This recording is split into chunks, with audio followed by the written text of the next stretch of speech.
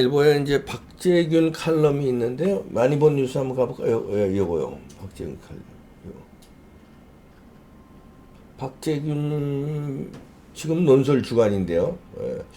제가 채널A에서 방송할 때 그 보도본부장 했던 걸로 기억나는데요. 그 채널A에서 쾌도난마에서 오정 막 하고 그럴 때 이제 칼럼 잘 썼더군요. 제목부터 가보십시오. 박재균 칼럼. 좌파 장기 집권의 엔드게임이다.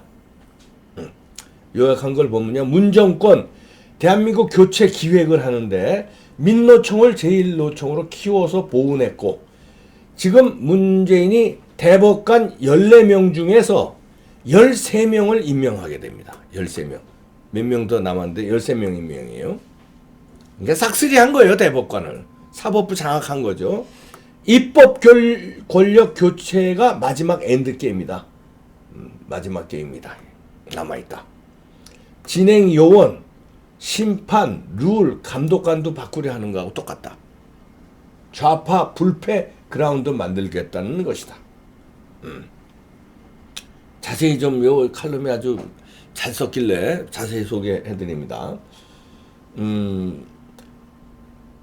내일이 지나면 경자년 태양이 떠오르는데 이맘때면 습관적으로 희망찬 새해를 입에 올리는 사람이 많지만 마음이 무겁다.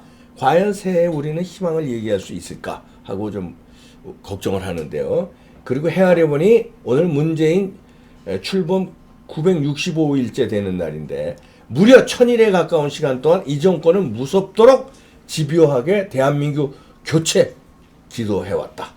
입법, 사법, 행정, 3권 그 중에서도 특히 권력기관 세력 교체에 골몰했으며 시민, 사회, 노동단체를 바꿔서 정권 옹이 세력으로 만들고 있다. 시장 경제 기본 원리를 뒤흔들고 무엇보다 70년 동안 대한민국 안보의 보루였던 한미동맹과 한미일 안보협력 체제를 남북군사협력과 북중러 체제 편입으로 대처하려 한다.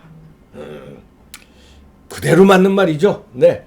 기존 체제를 갈아엎어 새로운 체제로 교체한다는 측면에서 문재인은 준비된 대통령이었다. 그리고요.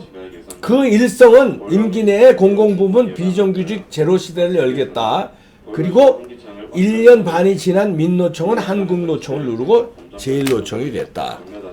이제 그 얘기는 뭐냐면은 비정규직을 정규직으로 만들었잖아요. 이제 취임하자마자 어딜 갔습니까? 지금 이 오피스텔에 관리사무소에서 이렇게 제 방해를 하고 뭘 하늘 말이 많아서 그렇게 이 시간에 하세요. 이걸 줄일 수도 없습니다. 이거. 나 미치겠네. 알았다니까요, 진짜. 아유 죄송합니다. 참. 이걸 어떻게 끄지도 못해. 전화를 좀 걸어주세요. 좀. 미치겠네. 전화를 좀 걸어주셔야지. 네. 이제 끝났습니다. 문재인이가 대통령 된 다음에 되자마자 인천공항 갔잖아요. 인천공항 가서 뭐 비정규직 거기 만 몇천 명 있는 거를 제가 기억이 얼른 안 납니다만 싹 정규직으로 만들려고 그랬잖아요. 그 공항 사장은 네 그러겠습니다 했고 그렇게 해서 비정규직을 정규직으로 만들어서 민노총에 가입시킨 거예요. 그래가지고 민노총이 지금 한국노총을 이기고 처음 말하자면 제일 큰 노총이 됐죠. 민노총 세상이 됐죠. 세가 급속히 불어났는데 김영삼 정부 때 설립된 민노총이 한국노총보다 커진 건 이 정부 들어 처음입니다. 그래서 민노총에 가장 확실한 보온을 한 셈이다. 그렇겠죠. 그리고 이런 식으로 2019년 말까지 대한민국 교체가 착착 진행됐는데 적폐청산의 미명 아래 이루어진 행정 권력의 교체는 그 서곡이었다. 서곡에 불과한 거래요. 그 다음에 사법 권력 교체. 민주화 이후 역대 정권에서 전례를 찾아볼 수 없는 수준인데요. 이미 대법원장, 대법관 9명을 임명했고요. 좌파로요. 남은 임기에 4명을 추가로 임명하게 됩니다. 그래서 합법적으로 14명 가운데, 대법관 14명 가운데 13명을 임명하게 되는 거예요. 사상 초유의 사태입니다. 한 명 외에 나머지 13명을 자기가 싹 임명한 사람을 까는 거예요. 대법관은. 그러면 여기로 올라가면 결과는 뻔한 거 아닙니까? 이게 불법 선거가 됐어도 올라가 봐. 문재인 탄핵이 됐어도 올라가 봐요. 14명 중에 13명이 자기가 임명한 건데. 예. 그리고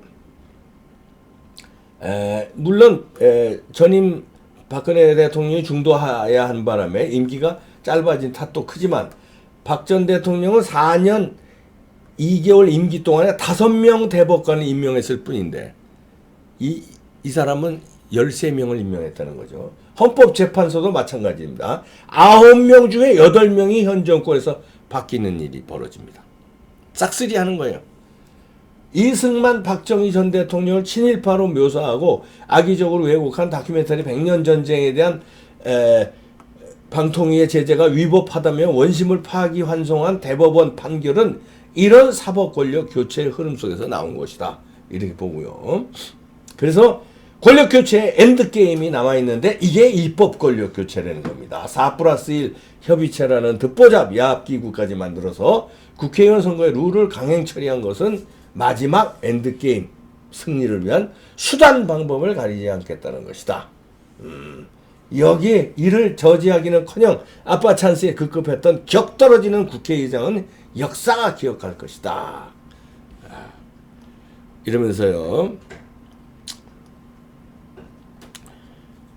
여기 이제 스포츠 게임에 비유하자면 이제 박재민 칼럼에서 이렇게 얘기하는군요.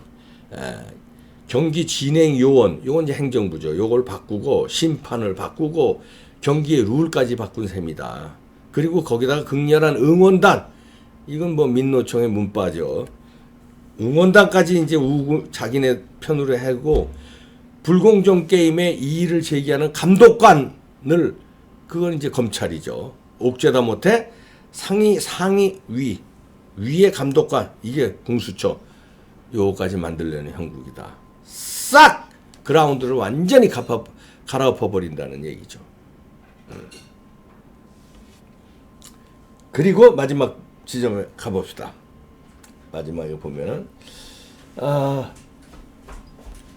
그럼에도 경자년 새해에는 희망을 이야기하고 싶다. 희망은 그래도 이건 아니지 않냐는 양식 있는 국민의 손에 달렸다. 생각이 같은 사람들 혹은 생각이 다른 모든 사람들에게 보다 따뜻하고 안전한 새해가 되길 빈다 하고 희망을 얘기했는데 결국은 이 희망이라는 건 총선에서 우파가 승리해 주길 바란다는 이 희망일 텐데 그거 아니면은 답이 없다 이런 얘기입니다. 저는 그거가 돼도 총선에서 한국당이 이겨도 가장 또 눈에 보입니다. 그래도 뭐 대항할 우군이 있어야 되니까 총선에서 이겨야 되겠죠. 이겨도 방심 못하는 집단이 이런 집단이에요. 무시무시한 집단입니다.